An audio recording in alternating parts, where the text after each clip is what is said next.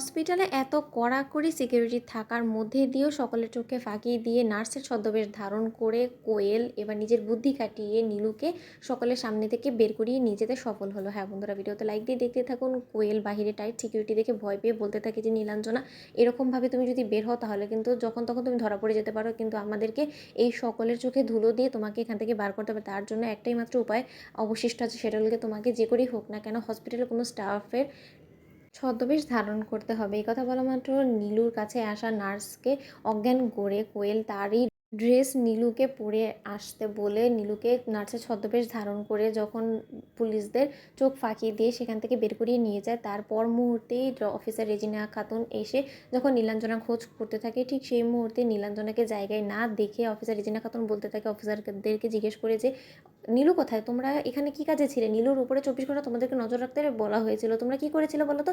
নিশ্চয়ই তোমরা ফাঁকিবাজি করেছো। এখন দেখেছো এই আসামি পালিয়ে গিয়েছে, এত টাইট সিকিউরিটির মধ্যে ওরা বের হলো কি করে বলো তো?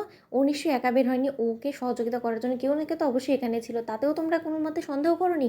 এই কথা বলা মাত্র কনস্টেবলরা বলতে থাকে যে ম্যাডাম আমাদের 24 ঘন্টা নজর ওনার উপরেই ছিল, কিন্তু তার শর্তে আমাদের চোখে ফাঁকি দিয়ে কী করে যে কোথা থেকে বের হলো?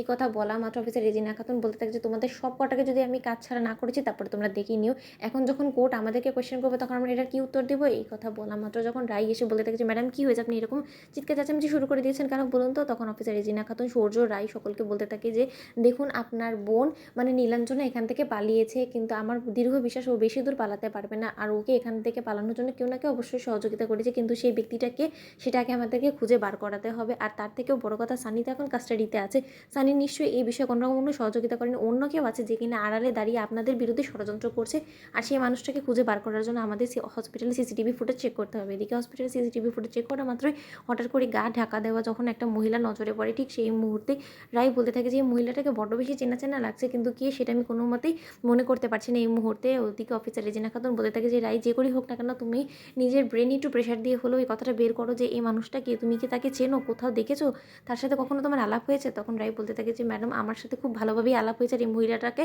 আমি খুব কাছ থেকে চিনি, কিন্তু সে কে সেটা কোনো মতেই চিনতে পারছি না, কারণ সে তার ফেসটাকে কাভার করে রেখেছে। তখন অফিসার রেজিনা খাতুন বলতে থাকে যে করে হোক না কেন প্রয়োজনে মাটি খুঁড়ে হলো আমাকে নীলাঞ্জনাকে বের করতেই হবে, নয়তো বা আমার এত বছরের ক্যারিয়ারের এক্সপিরিয়েন্সে আমি ফেল করে যাবো। এই কথা বলে আমার রাই বলতে থাকে যে ম্যাডাম আপনি এত উত্তেজিত হবেন না, যে করেই হোক না কেন অবশ্যই নীলাঞ্জনাকে আমরা খুঁজে পাবো, কিন্তু তার থেকেও বড় কথা আমার যে ও যে পরিমাণে অসুস্থ, এখন এই অসুস্থ শরীরেও কোথায় পালিয়ে গেল বলুন তো? তখন রেজিনা খাতুন বলতে থাকে যে রাই তোমরা যে অসুস্থ মানুষটার কথা বলছো না, সে কোনো মতে অসুস্থ না, তার রিপোর্টে এটাই এসেছে যে ও মিথ্যে অভিনয় করেছিল কোর্টে দাঁড়িয়ে নিজের শাস্তি কমানোর জন্য।